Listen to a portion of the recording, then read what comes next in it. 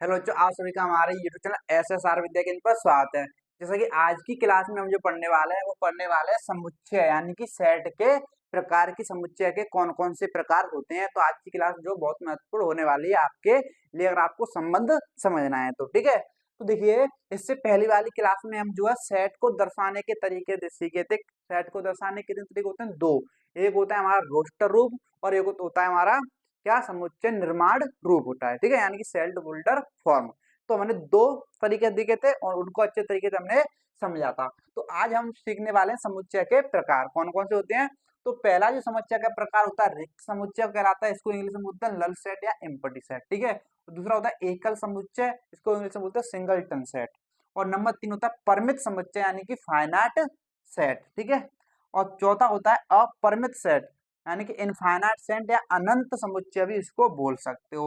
और नंबर 5 होगा समान समुच्चय यानी इक्वल सेट। और नंबर 6 पढ़ने वाले हैं समतुल्य समुच्चय यानी कि इक्विवेलेंट सेट। और सातवां जो मोस्ट इंपोर्टेंट है ये जो है उप समुच्चय। सातवां मोस्ट इंपोर्टेंट है आपके लिए उप समुच्चय यानी कि सबसेट पढ़ने वाले हैं। अगर आपको संबंध आपको समझना है तो सबसेट आपको समझना पढ़ना पड़ेगा, ठीक है। तो एक एक से सभी को हम समझते हैं। तो सबसे पहले हम समझेंगे रिक्त समुच्चय को। तो बिना देरी के समझते हैं हम रिक्त समुच्चय को। देखिए क्या देखने वाले हैं हम जो है रिक्त समुच्चय। क्या देखने वाले हैं रिक्त समुच्चय की अगर बात करें यानी कि नल सेट या एम्प्टी सेट भी बोलते हैं इंग्लिश में, ठीक है। तो रिक्त समुच्चय की परिभाषा की अगर बात करें तो क्या बोलती है, ऐसा सेट यानी कि ऐसा समुच्चय जिसमें एक भी अव्यय, अव्यय को तत्व भी बोलते हैं या तत्वों को सदस्य भी बोलते हैं, यानी कि तीनों की बात एक ही है, अर्थ एक ही है। ऐसा सेट जिसमें एक भी अव्यय तत्व या सदस्य नहीं होता है उसे रिक्त समुच्चय कहते हैं। जैसे जैसे अगर बात की जाए, जैसे मैंने आपके सामने एक सेट लिखा और सेट को जो लिखते हैं किसमें लिखते हैं, मझले कोष्ठक में लिख लें। आपको ये पता है कि नहीं पता है, आप बोलोगे हाँ पता है। तो ये जो मैंने सेट लिखा, मान लो ये सेट ए है, क्या है, मान लो ये एक सेट ए है। तो इसके अंदर क्या आपको कोई तत्व दिख रहा है या कोई सदस्य दिख रहा है, कोई कुछ बेटा दिख रहा है, नहीं दिख रहा है ना। तो ये जो सेट कहलाएगा क्या कहलाएगा, रिक्त समुच्चय कहलाएगा, क्योंकि इसके अंदर ना तो कुछ लिखा ही नहीं है, इसके अंदर कुछ लिखा ही नहीं है, यानी कि इसमें अव्यय जो है सदस्यों की संख्या क्या है, शून्य है। सदस्य कितने, जीरो, सदस्य ही नहीं है। जब इसमें सदस्य ही नहीं है तो इस समुच्चय को क्या बोलेंगे हम, रिक्त समुच्चय बोलते हैं, ठीक है। ध्यान समझे कि नहीं समझे। अगर ऐसे लिखा होता है, जैसे मान लो सेट बी लिखा है, जैसे लिखा होता है 3,4। अब ये सेट जो इसके अंदर दो सदस्य बैठे हैं 3 और 4, तो ये रिक्त समुच्चय नहीं कहलाएगा। जब ये दोनों इसको छोड़कर चले जाएंगे तो कुछ भी नहीं बचा, तो ये क्या कहलाएगा, रिक्त समुच्चय कहलाएगा, ठीक है। अगर बात करें इसको दर्शाने की, ठीक है, बात करें अगर इसको दर्शाने की, तो इसको हम जो दर्शाते हैं इस तरीके से, दोनों मझली कोष्ठक से दर्शाओ या फिर इस तरीके से, इसको बोलते हैं फाई, इसको क्या बोलते हैं, फाई से दर्शाओ। तो रिक्त समुच्चय जो होता है उसको या दो मझले कोष्ठकों से, इसके अंदर कुछ भी नहीं लिखा है, इससे दर्शाते हैं, या फिर फाई, ये क्या होती है, फाई बोलते हैं इसको, इस फाई से दर्शाते हैं, ठीक है। आप इसको ऐसे मत कर देना कि मझले कोष्ठक के अंदर जो है ऐसे फाई लिख दो, नहीं। तो ये जो है गलत तरीका है, ऐसे हम नहीं दर्शाते। या तो इससे दर्शाओगे खाली या फिर इससे दर्शाओगे, ठीक है। तो ये जो है ए क्या है, एक रिक्त समुच्चय, बी भी क्या है, एक रिक्त समुच्चय, ठीक है। तो इसको या तो ऐसे लिखो, यानी कि जो सेट ए है ना, इसको या तो ऐसे लिखो या फिर इसको ऐसे लिखो, बात एक ही है, समझे कि नहीं समझे। तो रिक्त समुच्चय क्या होता है, ऐसा समुच्चय जिसमें एक भी सदस्य ना हो उसे क्या कहते हैं, रिक्त समुच्चय कहते हैं। अगर इतनी सी बात क्लियर है तो अब हम चलते हैं अगले सेट यानी कि एकल समुच्चय पर। तो अब जो देखने वाले हैं, कौन सा सेट देखने वाले हैं, एकल समुच्चय, ठीक है। एकल समुच्चय की बात करें तो इंग्लिश में बोलते हैं सिंगलटन सेट, ठीक है, क्या बोलते हैं, सिंगलटन सेट। तो नाम से ही क्लियर है, एकल, एकल का मतलब क्या होता है, एक, एकल का मतलब क्या होगा, एक, ठीक है। ऐसा सेट जिसमें केवल केवल ओनली केवल एक ही अव्यय सदस्य या तत्व हो उसे एकल समुच्चय कहते हैं। सपोज करो जैसे एक कोई घर है उसमें सिर्फ एक ही व्यक्ति रहता है, तो वो कैसा सेट कहलाएगा, एकल सेट कहलाएगा, यानी एकल समुच्चय कहलाएगा। जैसे मैंने एक सेट लिखा आपके सामने ए, अब ये जो सेट है इसके अंदर मैंने लिखा खाली 5, तो आप मुझे बताओ इसके जो सेट है इसके अंदर कितने अव्यय हैं, यानी कितने सदस्य हैं। तो आप बोलोगे आप मुझे तो एक ही दिख रहा है, कितना, 5। तो ये जो सेट है कौन सा कहलाएगा, एकल समुच्चय कहलाएगा। अगर ऐसे आपके सामने बी सेट लिखा है, इसके अंदर लिखा है 2,3, ठीक है। तो अब आप देखो इसके अंदर कितने सदस्य हैं, तो आप बोलोगे इसके अंदर कितने सदस्य हैं, 2 सदस्य हैं, एक तो 2 है, एक 3 है तो इसके अंदर 2 सेट हो गए, लेकिन परिभाषा क्या बोल रही है, केवल एक ही होना चाहिए, केवल एक ही होना चाहिए, ना कि एक से कम होना चाहिए, ना ही एक से ज्यादा होना चाहिए। इसमें 2 हो गए, इसलिए ये एकल समुच्चय नहीं कहलाएगा। अगर मैं आपके सामने ऐसे एक सेट लिख देता, क्या 23, ठीक है, इसके अंदर जो लिखा है, क्या लिखा है 23, तो यहाँ पे ये जो समुच्चय लिखा है ये भी क्या है कि एकल समुच्चय। क्यों? ये अब बोलो, ये देखो इन दोनों में अंतर है, तो 2 और 3 के बीच में क्या लगा है, कॉमा। कॉमा का मतलब क्या है, 2 अलग है 3 अलग है, लेकिन ये जो पूरा एक ही सदस्य है 23, 23 क्या है, पूरा एक ही सदस्य है, इसलिए क्या है, एकल समुच्चय।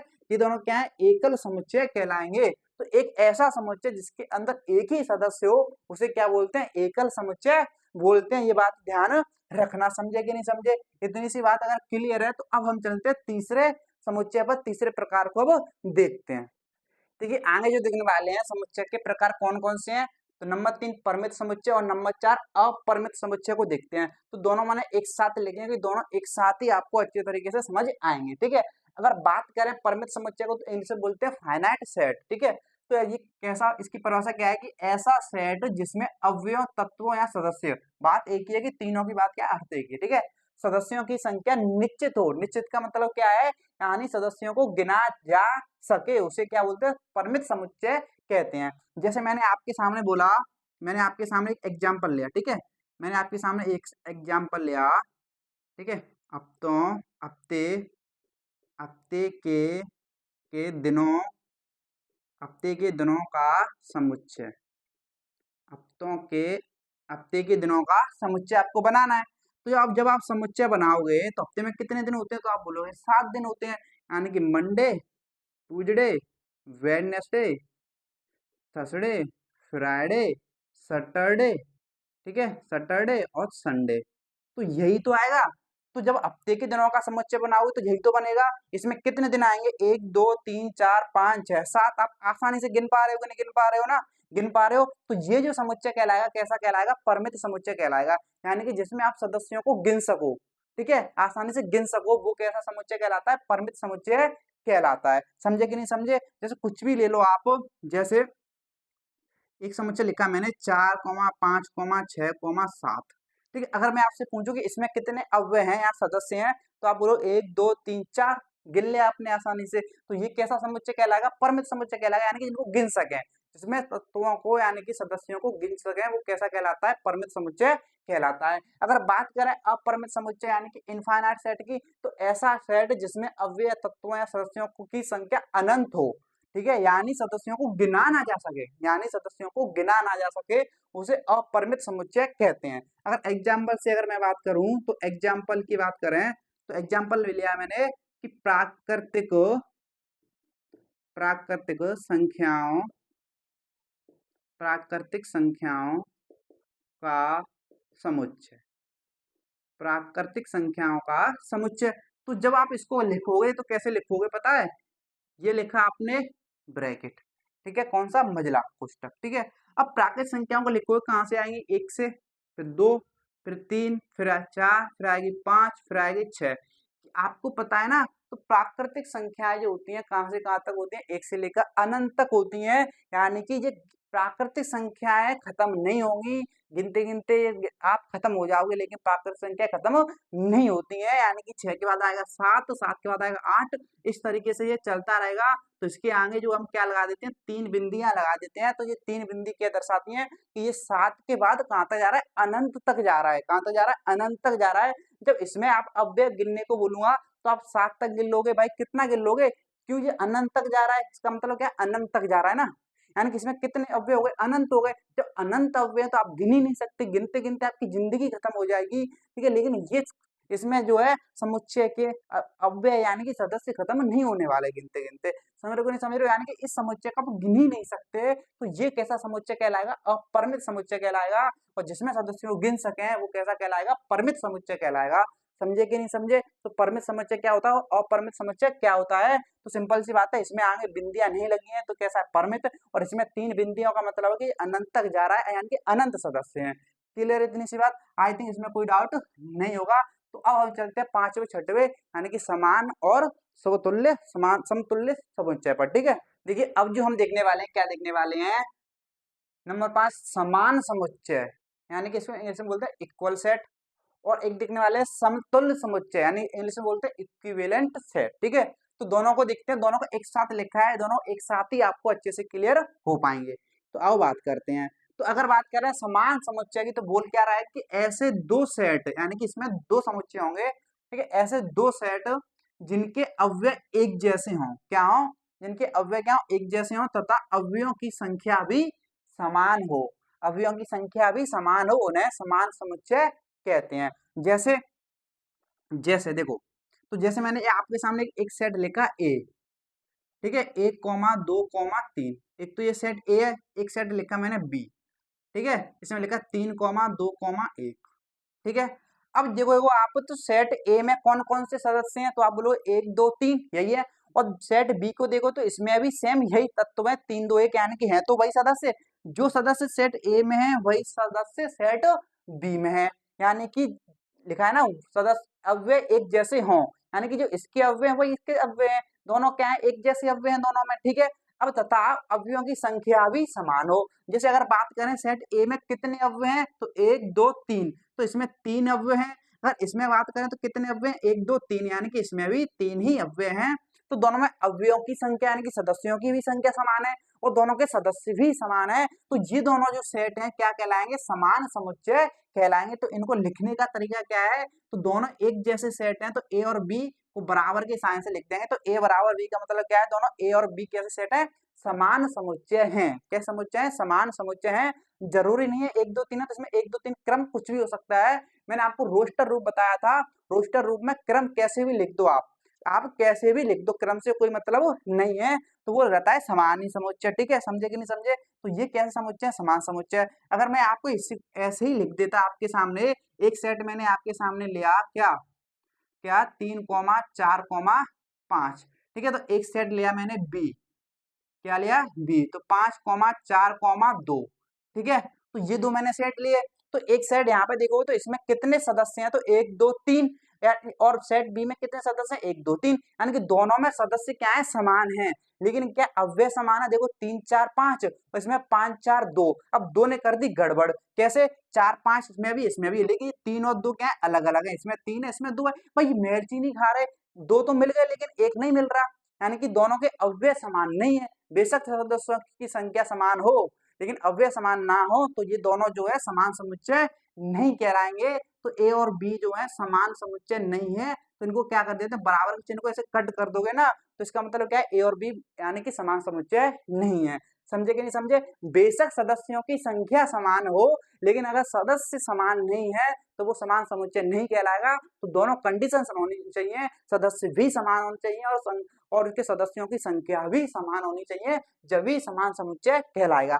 क्लियर इतनी सी बात, ठीक है। अब आते हैं समतुल्य समुच्चय पर। अगर समतुल्य समुच्चय की बात करें तो ऐसे दो सेट जिनके अव्यय अलग अलग हों, ऐसे दो सेट जिनके अलग अलग हों अव्यय, लेकिन अव्ययों की संख्या समान हो, उन्हें समतुल्य समुच्चय कहते हैं। जैसे ये दोनों लिखे हुए हैं, तो ए से मैंने लिखा है यहाँ पे ए, तो मैं इन्हीं सेटों को लिखता हूँ, तो ये क्या है 3,4,5, 3,4,5, ये बी क्या है बताओ, तो बी है 5,4,2, ये दोनों मैंने समुच्चय लिखे कि नहीं, ये वाले मैंने वहां पे लिख दिए, ठीक है। अब आप देखो परिभाषा, तो जिनके अव्यय अलग अलग हों, ठीक है, तो अगर इसकी बात करें तो ए के अव्यय देखो 3,4 है, 3,4,5, इसके 5,4, यानी कि अव्यय कैसे हैं, अलग अलग है, एक जैसे नहीं है, ठीक है, लेकिन अव्ययों की संख्या समान हो। अगर इसमें ए में कितने अव्यय बताओ, तो आप बोलोगे 3, और सेट बी में कितने अव्यय, इसमें भी 3 है, तो अव्ययों की संख्या तो समान है लेकिन अव्यय समान नहीं है, तो ऐसा जो समुच्चय कहलाता है वो समतुल्य समुच्चय कहलाते हैं।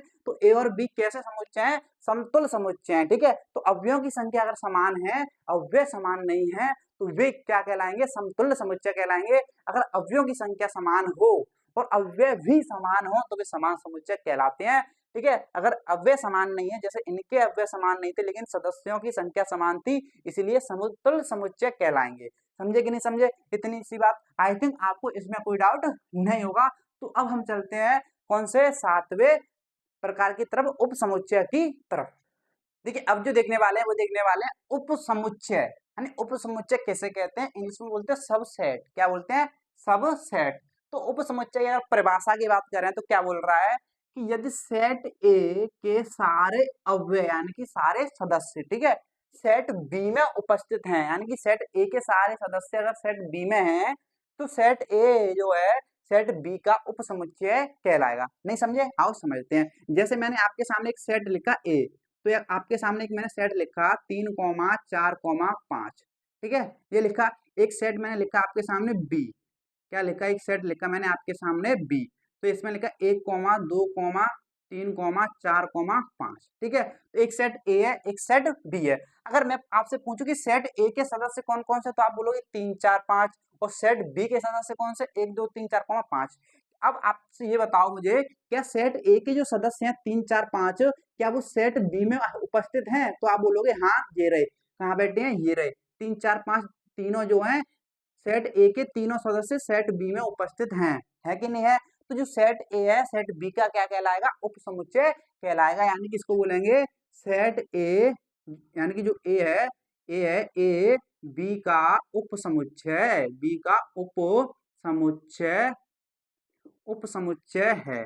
क्या है? उपसमुच्चय है। क्यों? क्योंकि सेट ए के सारे अव्यय सेट बी में उपस्थित हैं, इसलिए ए जो है बी का क्या कहलाएगा? उपसमुच्चय कहलाएगा। क्या कहलाएगा? बी का उपसमुच्चय कहलाएगा। इसको लिखेंगे कैसे? ये तो लिखा लैंग्वेज के रूप में, लेकिन इसको सिंबल के रूप में कैसे लिखेंगे? तो लिखेंगे ए सेट ए सेट बी का उपसमुच्चय का जो साइन होता है वो ये वाला होता है, ठीक है। तो ये जो चिन्ह है ये किसका चिन्ह है? ये उपसमुच्चय का चिन्ह है, आप ध्यान रखना। तो ये जो चिन्ह होता है किसका होता है? उपसमुच्चय का होता है। और ध्यान रखना, जिसका उपसमुच्चय होता है, जैसे ए जो है बी का उपसमुच्चय है, तो ये किसकी तरफ खुलेगा? जिसका उपसमुच्चय होगा, ये बी का है तो बी की तरफ ही मुंह खुलेगा। इसका ध्यान रखना, बी की तरफ खुला है कि नहीं खुला है? तो आप बोलोगे हाँ खुला है। तो इससे हम दर्शाते हैं, ठीक है, उपसमुच्चय को। तो ये जो होता है चिन्ह उपसमुच्चय का होता है। ये बोल रहा है कि ए बी का उपसमुच्चय है, ठीक है। और भी एग्जांपल ले लो, जैसे मैंने आपके सामने एक लिखा सी, ये मेरा एक सेट है, ठीक है। एक मेरा सी क्या है? एक सेट है। इसके अंदर लिखा है ए कॉमा ई कॉमा आई, ठीक है। एक सेट लिखा है मेरा डी, क्या लिखा है? डी। तो यहाँ पे लिखा है A comma E comma I comma O comma U, ठीक है।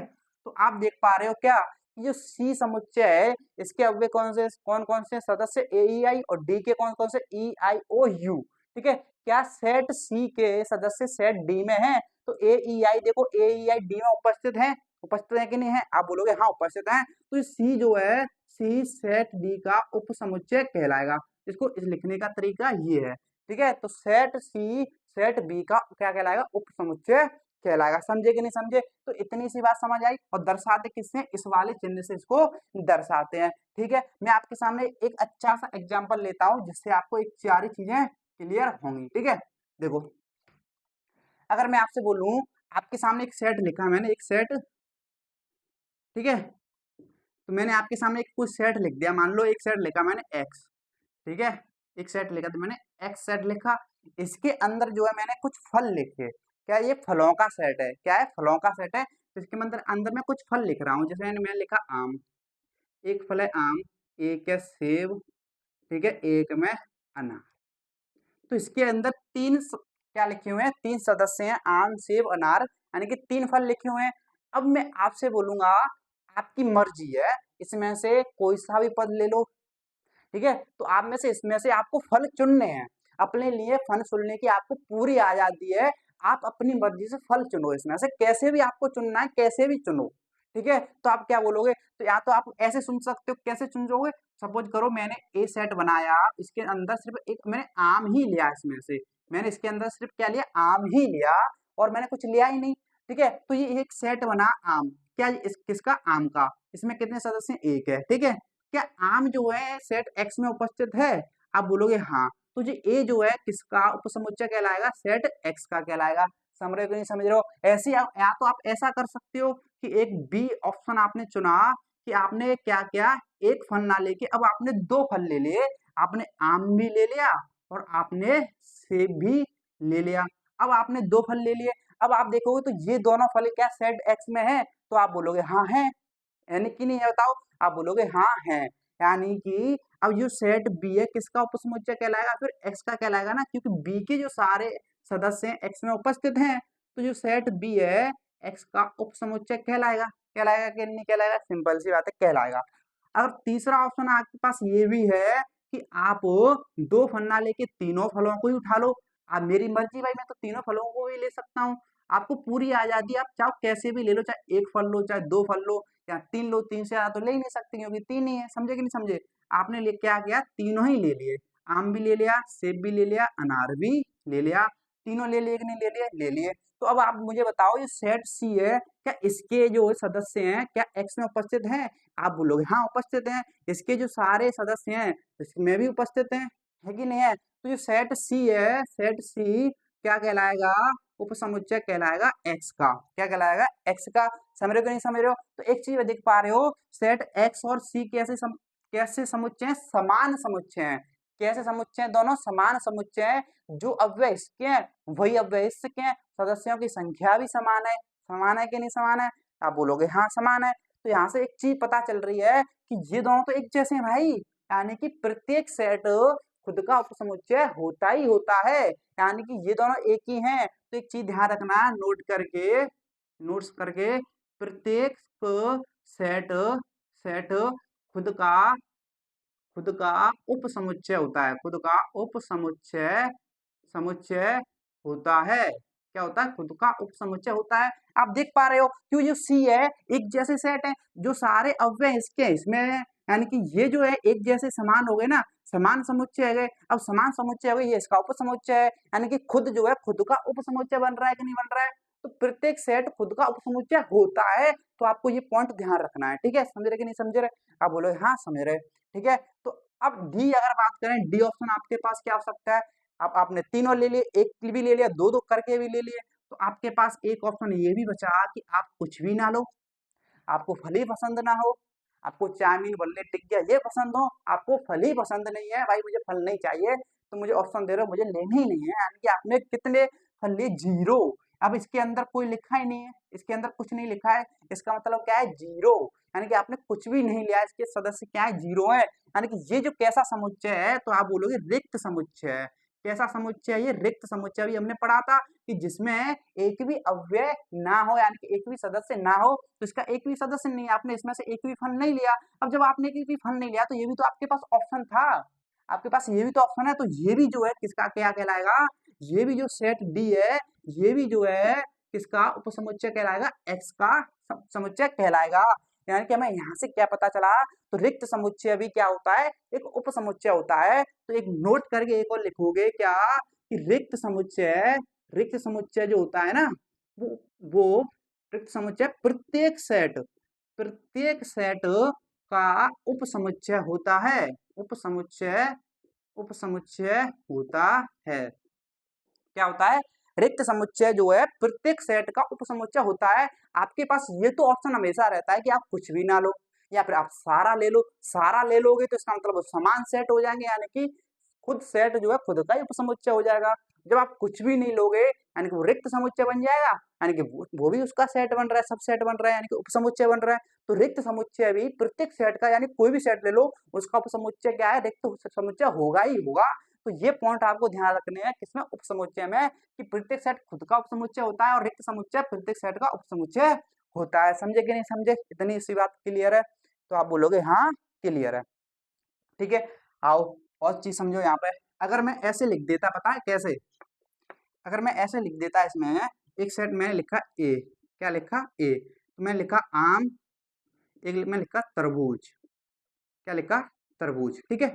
अब आप मुझे बताओ, क्या सेट ए के सारे अव्यय आम और तरबूज जो सदस्य हैं, क्या सेट एक्स में उपस्थित हैं? तो आप बोलोगे नहीं भाई, आम तो उपस्थित है लेकिन तरबूज तो एक्स में उपस्थित ही नहीं है, यानी कि ये जो है ए जो है सेट एक्स का उपसमुच्चय ही नहीं है। यानी कि यहाँ पे ए किसका? एक्स का उपसमुच्चय उपसमुच्चय नहीं है, उपसमुच्चय नहीं है। समझे कि नहीं समझे? लेकिन इसको लिखना कैसे है? उपसमुच्चय का चिन्ह कौन सा होता है? ये होता है, यानी कि ए जो है एक्स का उपसमुच्चय, इसका मतलब क्या है? ए एक्स का उपसमुच्चय है। जब इसको ऐसे काट दोगे, जब इसको ऐसे काट दोगे तो इसका अर्थ हो गया कि ए जो है एक्स का उपसमुच्चय नहीं है। तो उपसमुच्चय नहीं होने का जो चिन्ह होता है वो क्या होता है? इस तरीके से कटा हुआ होता है, यानी कि उपसमुच्चय के चिन्ह को जब ऐसे क्रॉस कर दोगे तो उसका अर्थ होता है नहीं है, उपसमुच्चय नहीं है। तो समझे कि नहीं समझे कि उपसमुच्चय होता क्या है? तो आई थिंक आपको जो उपसमुच्चय क्लियर हो गया होगा और इसमें कोई भी डाउट नहीं आया होगा। तो आई थिंक आपको जो है समुच्चय के सारे प्रकार जो है मेनली मैंने आपको बता दिए और इनमें कोई भी डाउट आपको नहीं होगा। ठीक है, तो आज की क्लास जो आपको पसंद आई होगी, आई है कि नहीं आई है? अगर आई है तो भी लाइक कर दो, कमेंट में बताना कैसी आपको आज की क्लास लगी और दोस्तों के साथ भी शेयर कर देना। तो अब मिलेंगे अगली क्लास में। आज की क्लास को यहीं पे रखते हैं। अगर चैनल पर नए हो तो चैनल को सब्सक्राइब कर लेना। चलिए आज के लिए इतना ही, धन्यवाद।